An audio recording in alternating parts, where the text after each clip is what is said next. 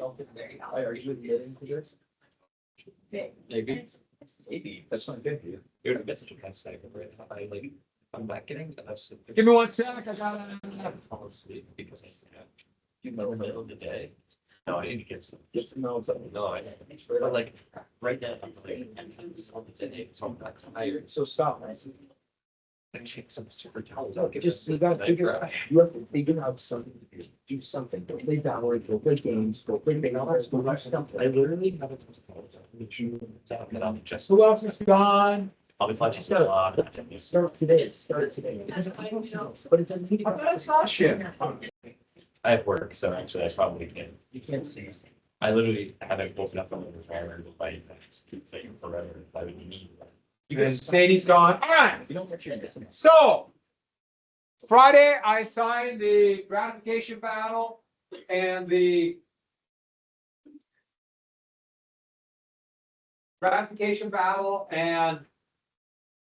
Paris peace talks. So you should have a pretty good idea what that is on Friday.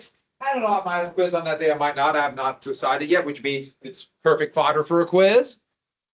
And you have to go through your DBQ. Information I'll write DBQ.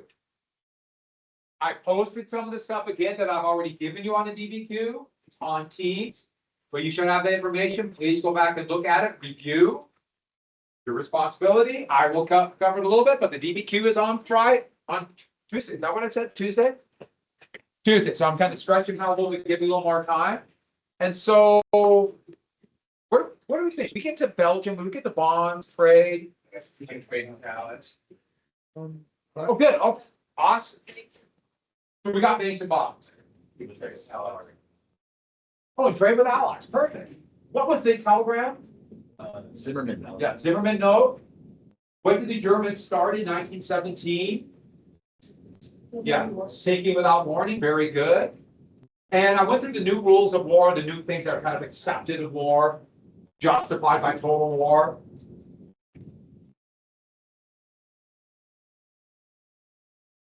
So the Allies did the start of that awful starvation blockade. How long did they keep it going after the war? Kept it going 6 months. All that generation, starvation generation. And what was the ship that was sunk? Yeah, Lusitania, 1950. They bring the Allies into the war, but it was always kind of the back of their mind then of German brutality, of unrestricted submarine warfare. Who started bombing civilians from the air first? Heard someone say it? Yeah, Germans. What was the airship called? A Zeppelin or dirigible. But pretty soon, once they got that with gas, you can see what's coming. And lastly, where was the first chance?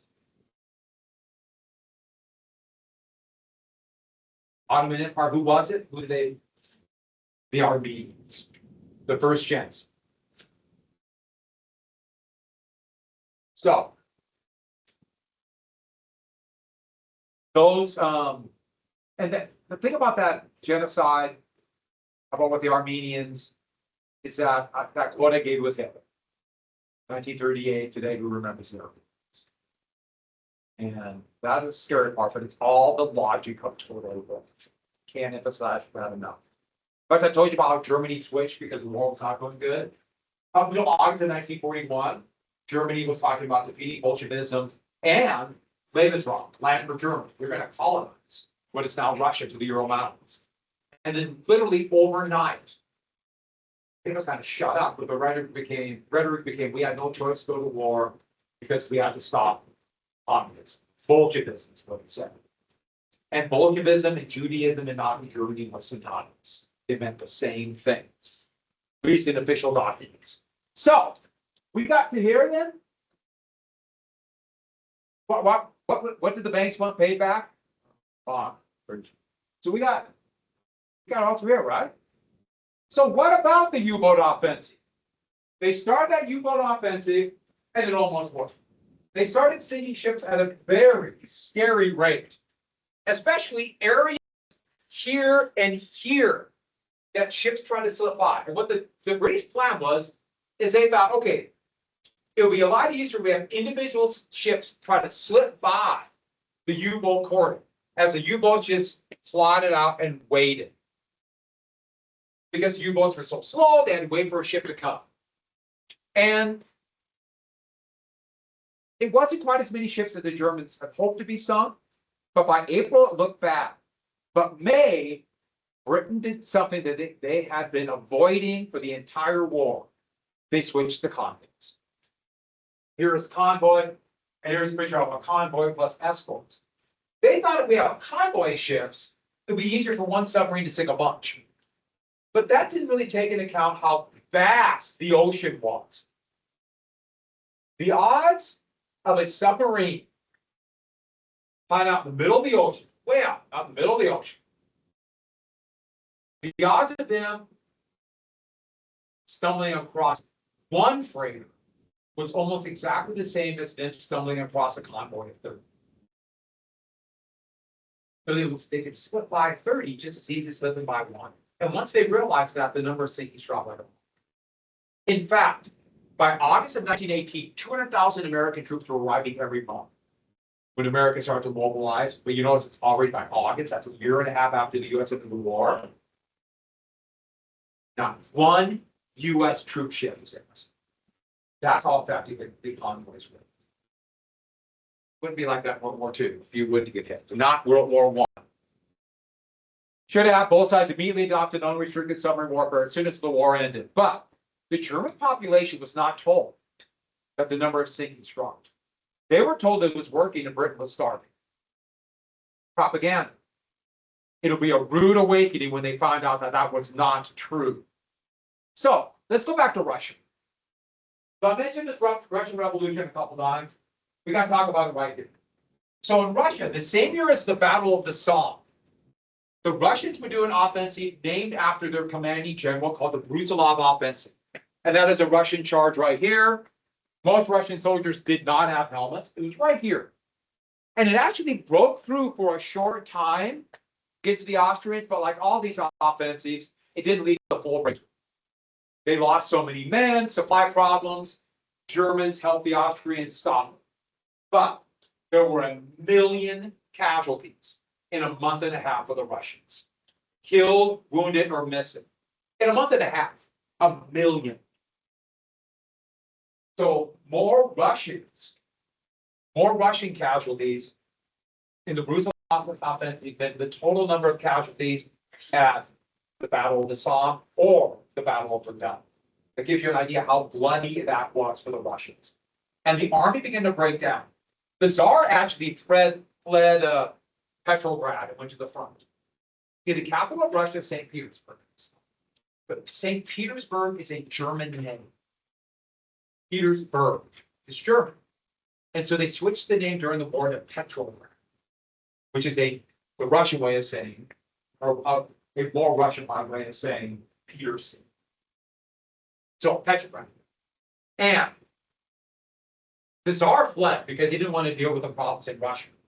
And that seemed to many Russians that Rasputin, remember him, was gaining more and more influence.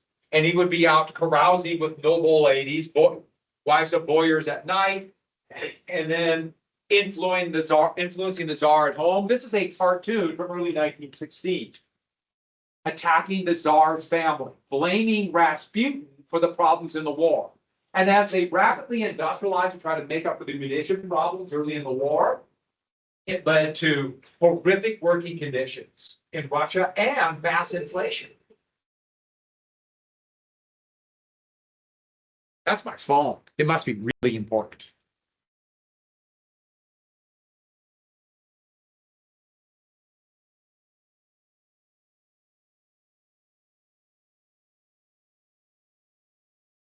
Say it again.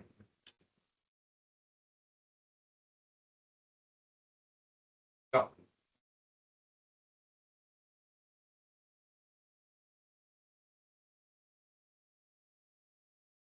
Okay.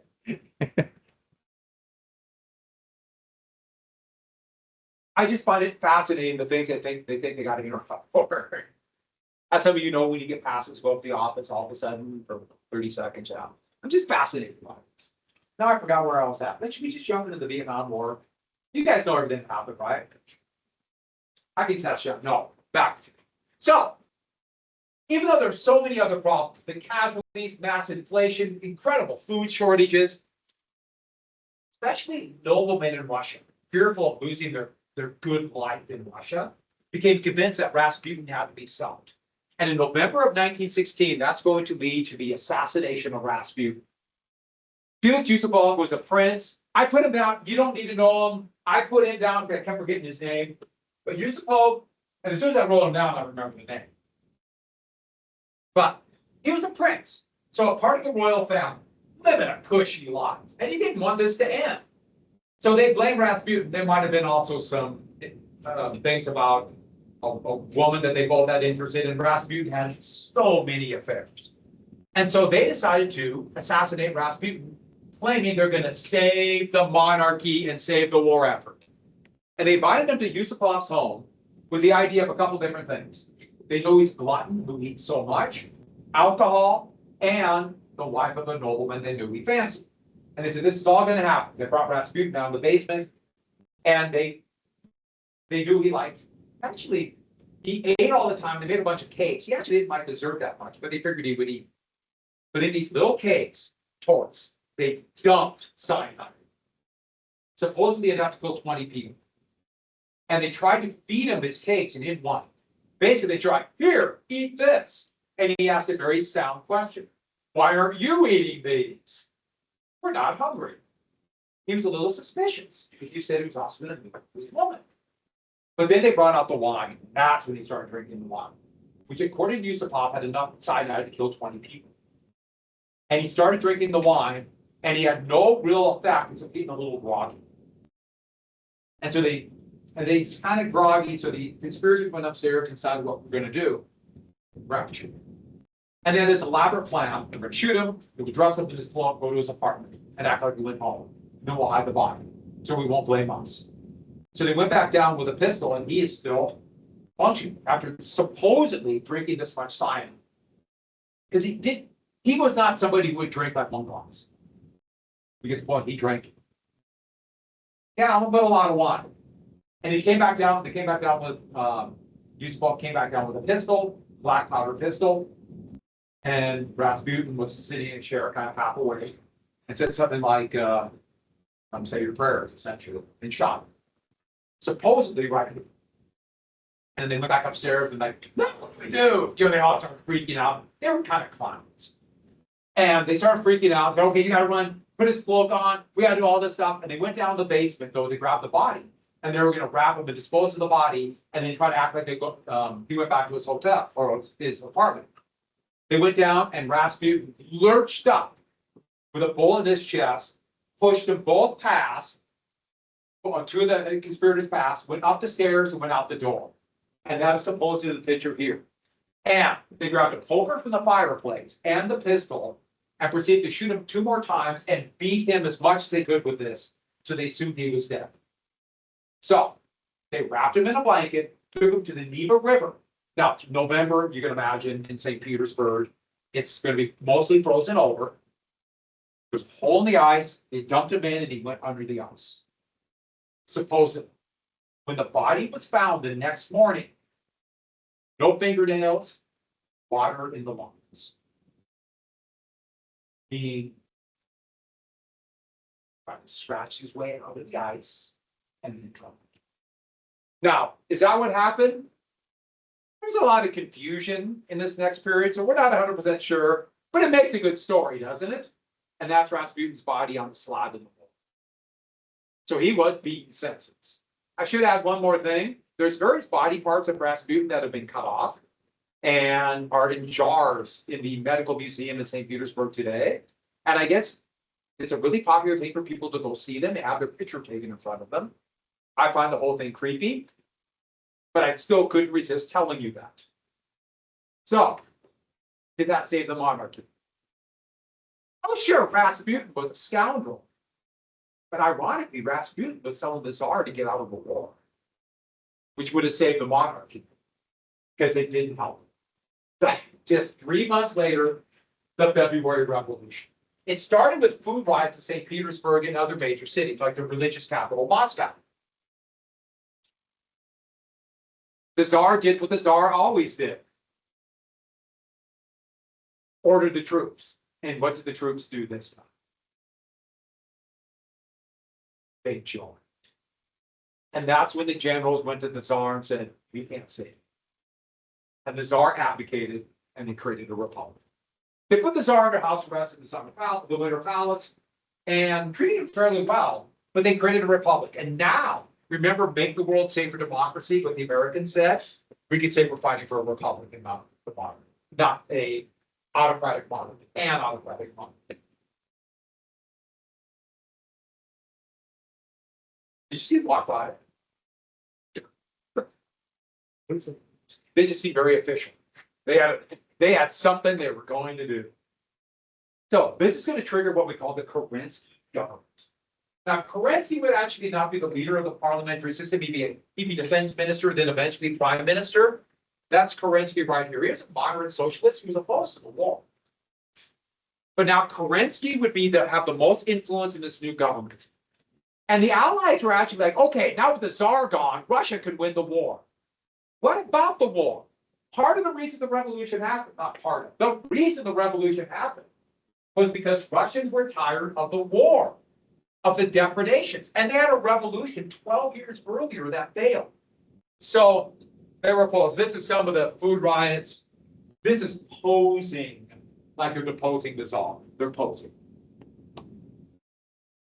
Kerensky, who was opposed to the war, decided to stay in it.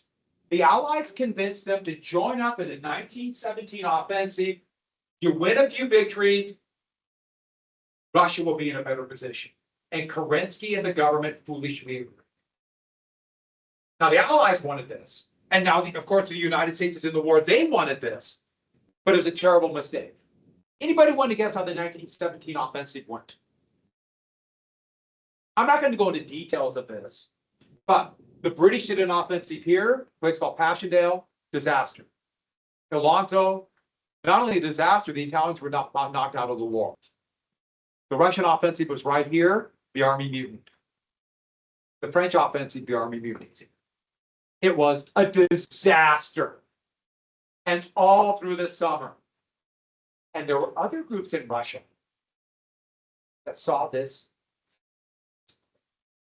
a chance, including a small group of Bolsheviks who were communists. And that's going to lead to what we call the October or Bolshevik Revolution. The Bolshevik means essentially majority, but they weren't really a majority. It's only a couple thousand Bolsheviks. They were die-hard communists who believed that they alone, a tiny little group, could trigger a Marxist revolution, which is different than what Marx said. Marx said all the workers will rise up and it'd be industrialized. Russia was just beginning to industrialize, but they really believed, or at least claimed they believed, we can engineer this rebellion, and the war would be their way. The leader is right here, Vladimir Lenin. Now, he is in exile in Switzerland, but when he saw thank you. When he saw this rebellion, he was like, yes, or that first revolution, a perfect opportunity. The problem is, let's look at a map. It's map time, everybody. Here's Switzerland. Here's Russia. There's something really big in between them called Germany. But you can imagine what the Germans are saying. If we can get Lenin to Russia, that might knock Russia out of the war. So with German help, as a measure of total war, Lenin got to Petrograd. Now remember, the Russians won, the Germans want to knock Russia out of the war. But they're fearful of socialist revolution too. So this is a risk for them. So we're going to risk it and send Lenin there. So they paid for a private train for him and his entourage to go up to Stettin right here, to take a boat to Finland. Finland just declared independence from Russia after that first revolution. And then it's just St. Petersburg is right there. He actually tried in August, went to St. Petersburg, tried a rebellion, failed, he ran away, shaved his mustache off and ran away. But then came back in October because the government was so weak. And a nearly bloodless coup, they overthrew the government with a very seductive slogan of bread, peace, and life. And that should tell you all the problems. Starving, the horrific war, and mass poverty. Most Russian peasants were still bound to the land like sharecroppers. And they promised them land. There's only a couple thousand Bolsheviks. They basically overturned the government in Petrograd and a couple key cities like Smolensk, Minsk, Moscow, which was not the capital, Kharkov, etc. So, the leader of the actual rebellion was a man by the name of Leon Trotsky, who was right there. He actually wasn't a Bolshevik, but later allied with them. Another man was behind the scenes, not directly involved, but was manipulating people named Joseph Stalin. Okay, that's not his real name. He was not being like Stalin. And after Lenin would die, there would be an assassination attempt on Lenin in 1919. He was horribly wounded, and that would trigger a series of strokes, and he would die 3 years later. There would be a power struggle, partially between Trotsky and Stalin would win.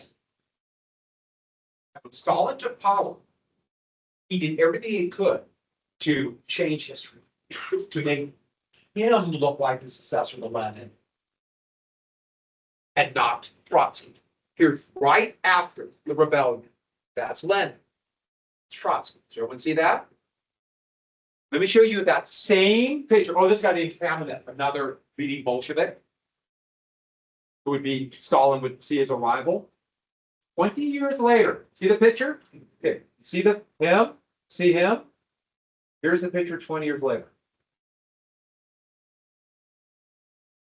They literally painted over the picture so you can't see Kamenev or Trotsky to erase them from history. If you were found with this picture in 1938 during the terror, you would be disappeared. And your family, and probably your neighbors. They tried to change history. Hey, those who control the past control the future. So they tried to control the past. Yeah. Somebody wanted somebody who looked back to the Republican.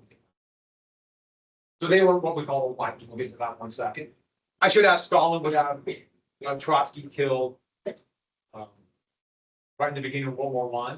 He was in Mexico. Had him killed with a ice hammer. A member of the Czechist secret police. So Lenin did what he wanted. I didn't put the date down, so put down 1918, the Treaty of Brest-Litovsk. So the Germans got their victory. And this victory would be overwhelming. Lenin had to give up so much of to German demands. You see this area right here, that the lines, that is area that Russia lost. Either Germany took it outright, most of them would become puppet states to Germany. Proxy governments in Poland, Lithuania, Ukraine, etc.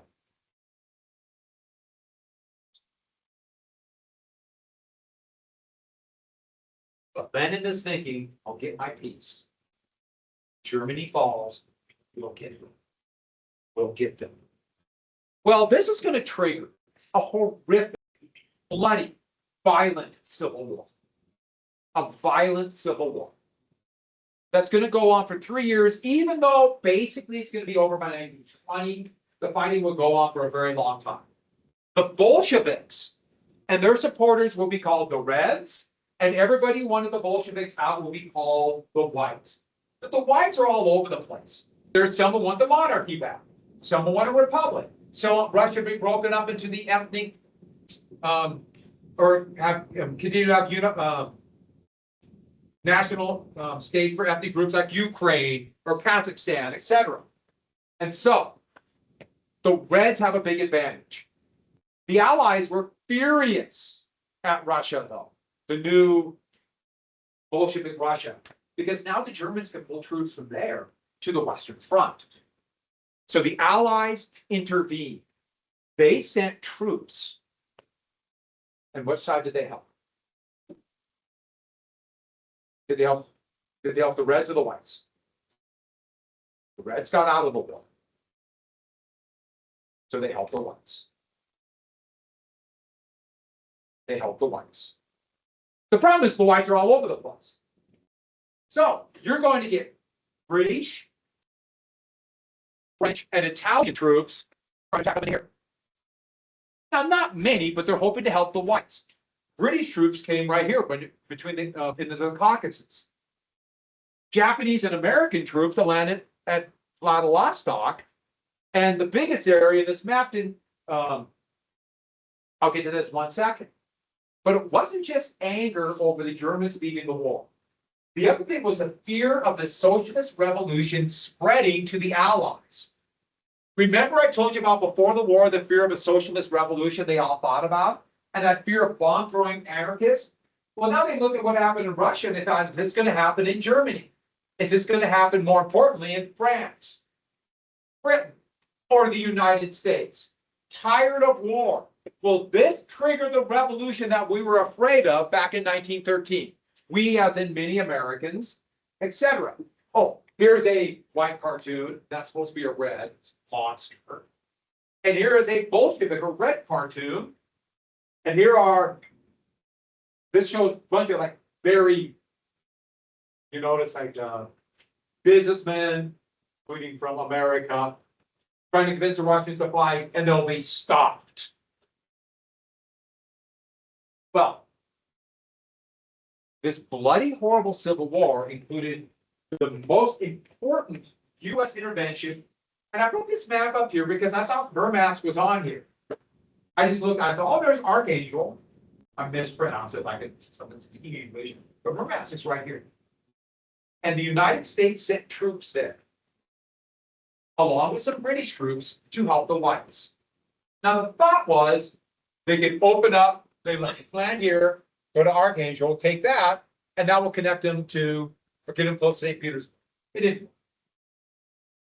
And they wanted to help the Whites. See those troops marching right there? Those are American troops. Anybody want to guess what state those guys are from? They thought they were going to France. Yet Montana National Guardsmen were sent to Murmansk. And that should remind you a little bit of the Filipino insurrection. Remember I told you they thought they were going to go in that war and they ended up in the Philippines from Montana? Same kind of thing. Those are Montanans. Now, they didn't fight that many. There were a couple battles. For the most part, they were just up there in misery in the cold of the winter of 1918, 1919. Just miserable up there. And the Reds are going to win. It did not turn the tide. But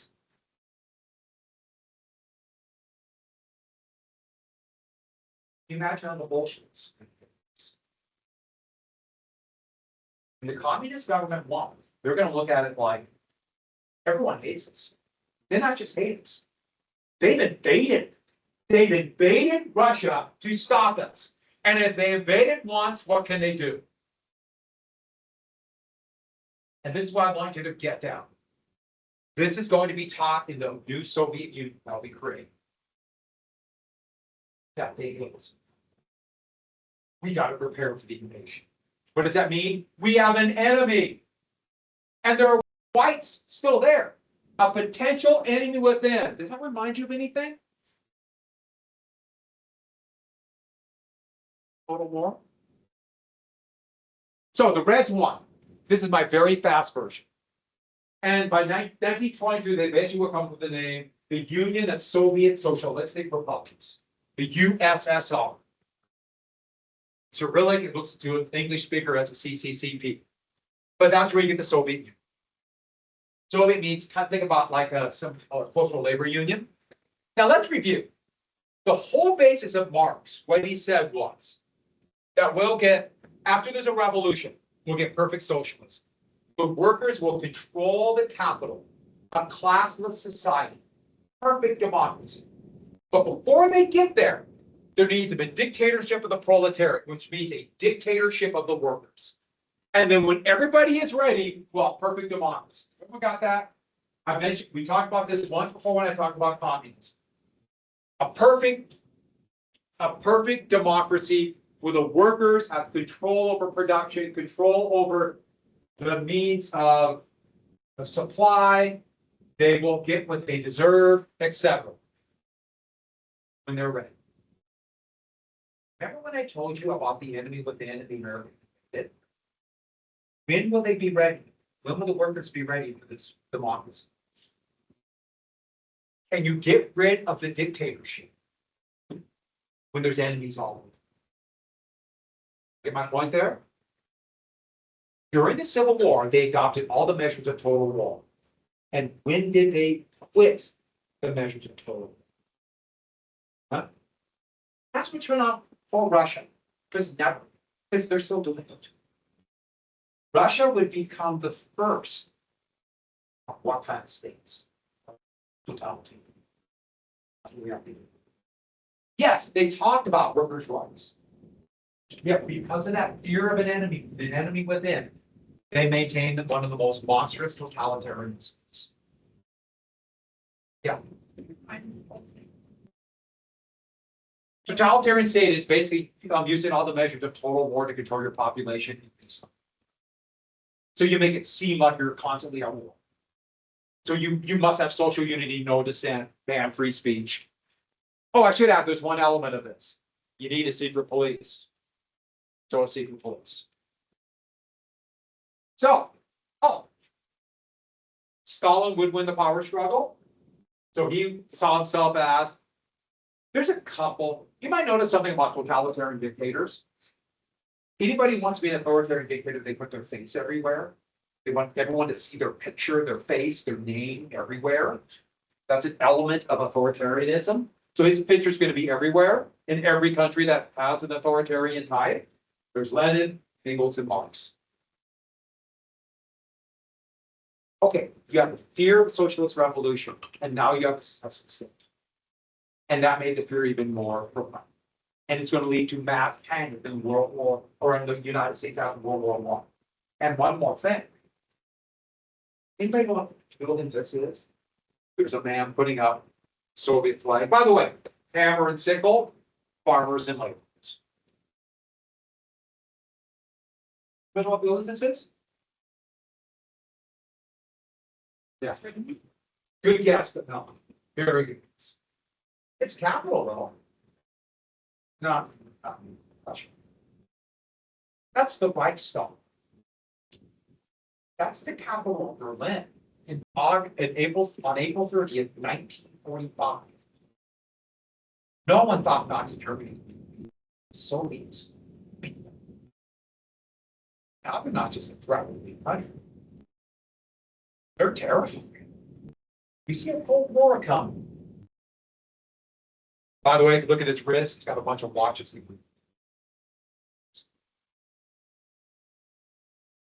Another story. So, we'll come back to this, obviously. What about American war? So now the United States got to rally up the war.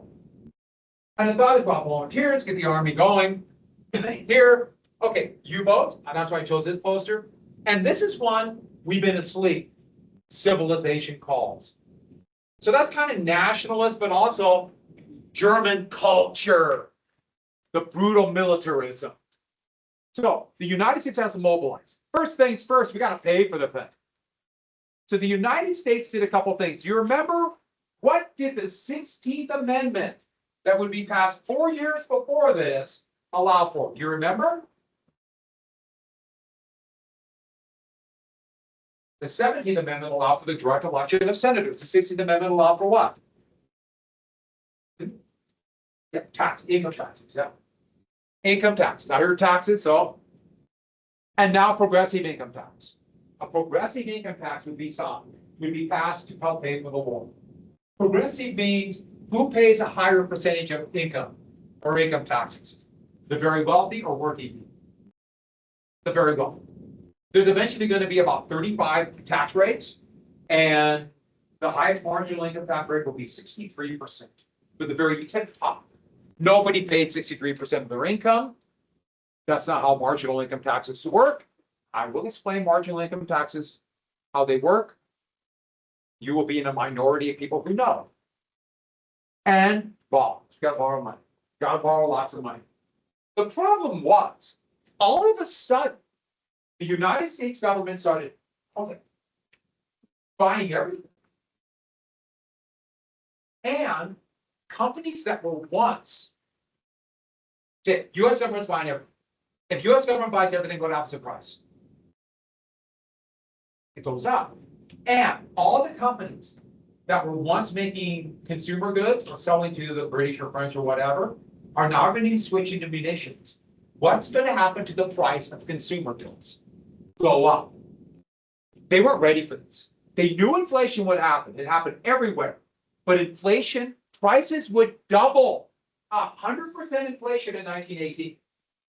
And we had the supply shock because of COVID in 1922. Did I say 1922? 2022. I'm sorry. COVID lasted 100 years. In 2022, and the U.S. inflation rate was 8.2% for that year, which was really high. It hasn't been that high since 1980. And people hadn't seen inflation, so people just kind of lost their minds for 3 years. Just waiting to see oil prices weak. But natural prices fell. And next year almost went up by 75%. Demand was skyrocketing, people couldn't buy stuff, and wages were not keeping up. And so there's going to be economic problems down the road because of this. In World War II, the US did so much better. They learned from World War I, and Woodrow Wilson had some good administrative elements to him, but Franklin Roosevelt was a towering figure. And then they decided to get production going. And how do you convince companies to do this? They set up a series of, they call them war boards. We're only going to give you 2. But they're basically going to bribe companies. Hey, we know you're making money today, because they're making money. We will make sure you'll get lucrative contracts to build defense, to build weapons. We promise you, really good contract. You're going to make a lot of money. Start making artillery. Start making trucks for war. Start making uniforms. Start making guns.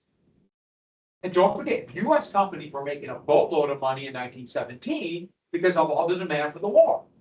So we're going to switch. Yeah. The most important war board we need is the War Industries Board. Bernard Baruch, that's supposed to be an H, you got that again. Bernard Baruch is a financier.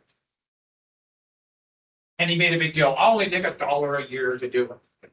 And the idea was, okay, if you agree to this contracts, then we can decide your production.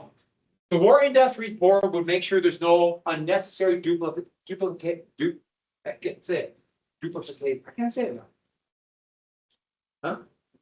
A duplication. I want to add more syllables. It's Wednesday. It's already. We need spring break here, don't we? It's only 2.5 weeks, right? Of course, we're going to get 70 to 80 mile per hour winds tomorrow afternoon, so who knows, might not have school. See what I do at elementary school in Great Falls. I have to run through off. And yeah, it's keep going. No, we might get gusts of 70 miles per hour. It'd be a rough one. It might be really rough. We're gonna get the winds tonight, but tomorrow noon it's supposed to be the. But you know what? It could be all night. We might luck out all night. But it's supposed to snow. We need the snow, right? Glass is half full. All right, so they'll make sure that companies aren't competing, so they'll have you're going to make a certain amount of artillery, etc. Did it work? It was a disaster. Companies resisted. They didn't want to. They wanted to keep doing what they were doing. They delayed. The board really didn't understand what authority they have. Just put down the didn't work. The U.S. was not start producing large amounts of munitions until January of 1919. What's the problem in January of 1919?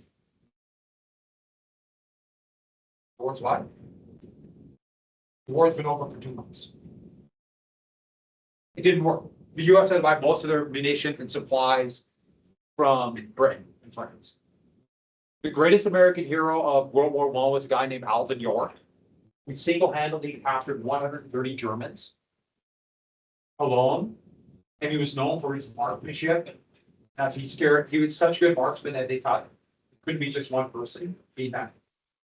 And then the rifle he used was an English rifle.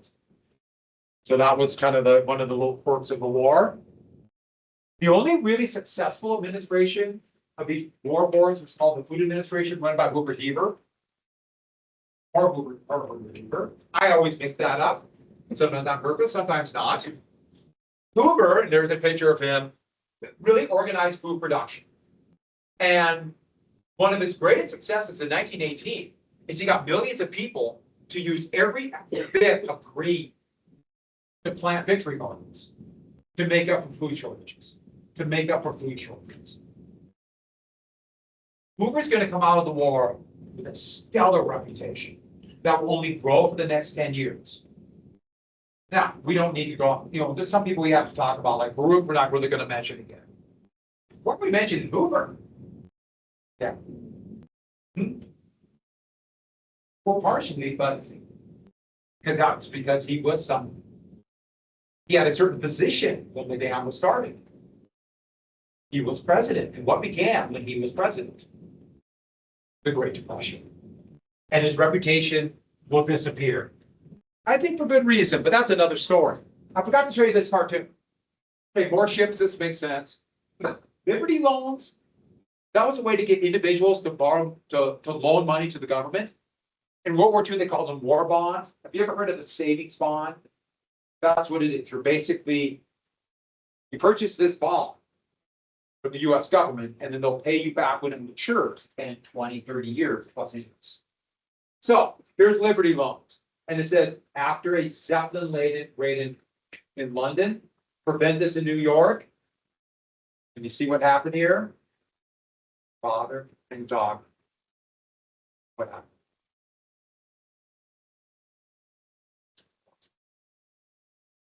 Their body.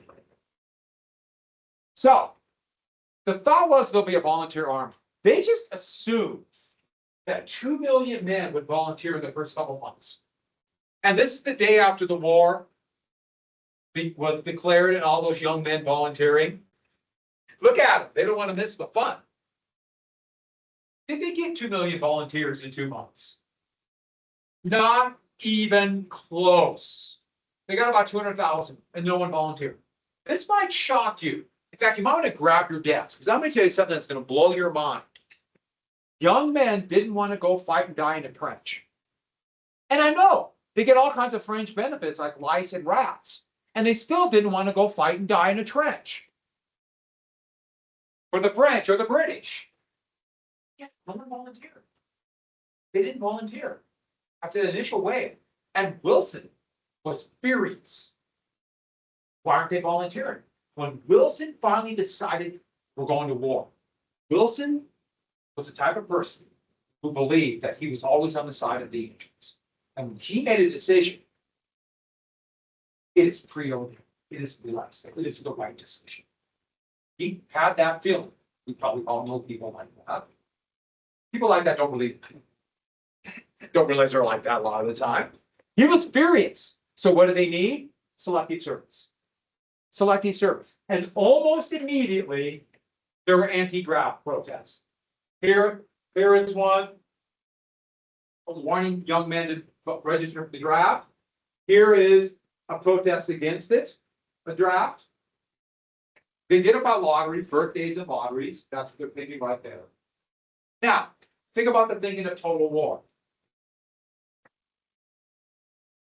The draft is a vote by Congress. And back then when we used to, the Constitution seems so quaint now. Remember, Congress has to declare war.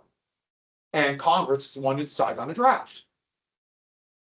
Once again, I say that's kind of quaint to them. But this is a political decision. You ever got that? This is politics. It was a political decision to go to war. It was a political decision to start the draft. Is that a political decision? Or is that German victory? It says, are these drought protesters. Are the people putting this up, are they for the Germans? Are they German agents? Are they an enemy within? More importantly, what did Wilson think? He believed there must be German agents. And what's happening in America might lead to what happened where? In Russia. Wilson believed it. And by the way, these protests against the war for peace would be brutally put down. As you can see, this headline, soldiers break up big peace meeting in Seattle. Violently put down. And that is going to lead to the cry for social media. And the United States is going to jump into total war with both feet. And I can't emphasize enough what a big deal that Russian Revolution is. If the Russian Revolution wouldn't have happened, the US got in the war, sure, they would have freaked out. But they wouldn't have had, oh my God, the Germans are doing it. And I should have. Yeah, the Germans helped Lenin. But that's not the reason the Russians revolted. If they would have put Lenin there in 1914, it wouldn't have happened. Russians revolted because of years of mismanagement, corrupt government, and unbelievable casualties and depredations. So the first thing they did is, remember propaganda? George Creel was a movie producer in the brand new motion picture industry. Brand new. Remember Birth of a Nation, that first real movie, that was 1913. George Creel was picked to run the Creel Commission. It was also called the Office of Public Information, which if anybody knows anything about the French Revolution, it kind of sounds creepily French Revolution-ish. But they put out propaganda. And the last two things for today. They filmed a bunch of movies of like, they show in these brand new movie theaters, like under 4 flags, all the allies fighting together. And they sent out speakers called 4-minute men who would go to workplaces or go to any kind of gathering and give quick, concise little speeches on not only why we must fight, why we must hate the Germans, but we also must watch out for what? In our own country. Say it again? Yeah, trade, an enemy within. An enemy within. By the way, what would an enemy within look like? Probably somebody I don't like.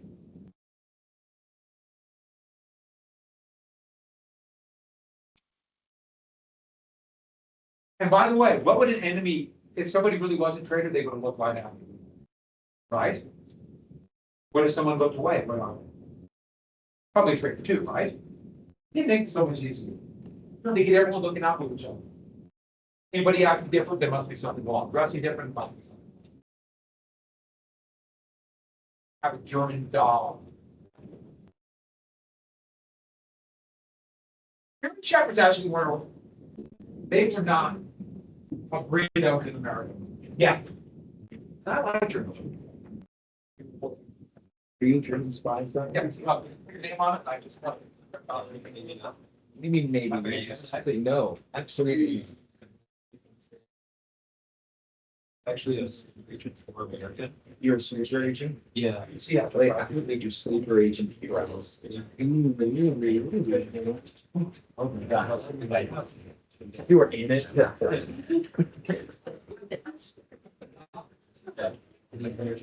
gonna make a great search. Yeah. Like sick. That'd be sick, like sick as in like disgusting. Well, okay, I mean, just it's kind of ball. I don't know. We can have block access to ball and those. I think was he funny? What?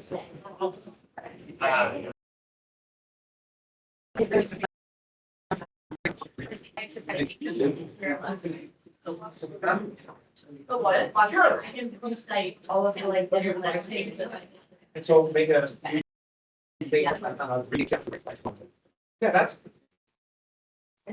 And you're right, you're like, I'm really like, or like the 19th century. But I bet if you look up political cartoons, inflation parties, something, we'll do this. Thank you. Hoover. Oh, I think it was on chapter 22. Tomorrow.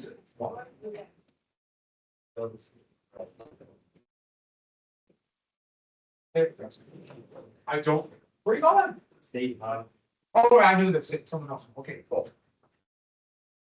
We're gonna be. We're gonna get to the treaty tomorrow, finish up the ratification ballot tomorrow, so we could start to do this all. And then. I might mention a little bit about EBQs, talk to about it. So you're here, Mike. Yeah, it's 2 years.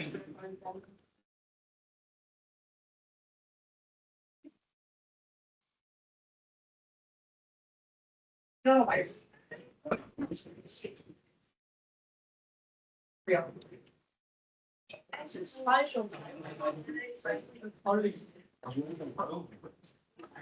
I'm playing both down here. Okay, so